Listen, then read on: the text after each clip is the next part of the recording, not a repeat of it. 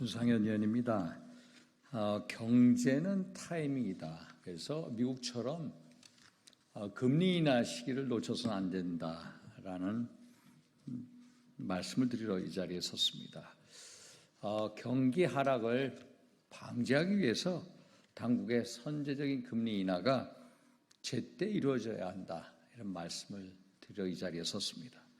어제 국내 증시가 8% 떨어졌고 일본이 한 10% 떨어졌고 또 미국의 3대 지수가 3% 추락하는 블랙 먼데이를 맞았습니다. 오늘은 기술주 급등으로 또 이제 반전이 이루어졌습니다만은 미국발 경기 침체에 대한 우려 그리고 일본은행의 금리 인상에 의한 엔캐리 자금의 기환 또 미국의 장단기 금리 차의 반등 그리고 이란과 이스라엘의 전쟁의 가능성 등이 폭락장의 원인으로 꼽히고 있습니다만 가장 큰 문제는 실기한 금리 정책이 중심에 있다라고 저는 생각합니다.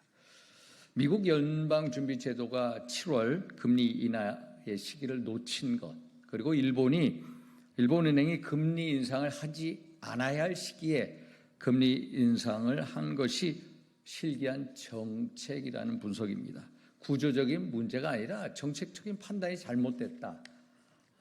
이것이 이런 주요 원인이라는 말씀을 드립니다.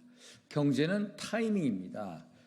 경제정책 효과는 시간을 두고 나타나고 있기 때문에 그 기간을 고려해서 선제적으로 정책을 수립해야지 즉각적인 효과를 염두에 두고 시행하면은 제때 정책이 작동이 안 됩니다.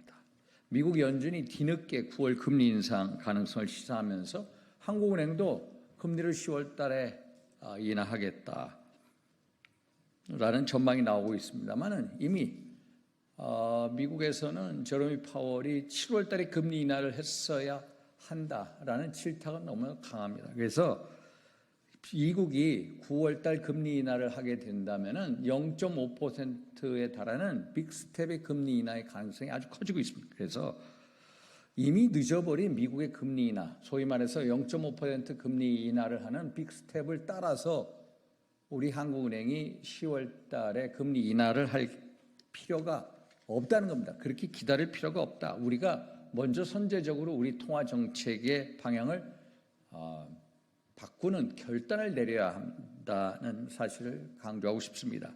긴축기조 유지를 하되 부동산, 가계부채 등의 위험 요인을 DSR 등을 통해 관리하고 또 기준금리를 인하해도 부작용을 최소화하면서 소비, 또 투자 등 내수회복의 불씨를 살려낼 수가 있기 때문입니다.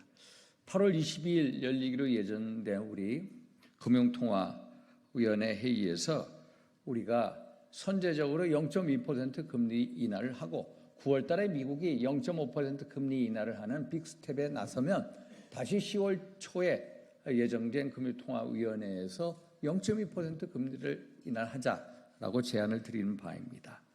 코로나19로 인해서 엄청난 영업 손실을 대출로 감당해오는 또 고금리 고물가에 허덕이는 소상공인 자영업자, 취약, 차주의 고통을 빨리 경감시켜 드려야 됩니다.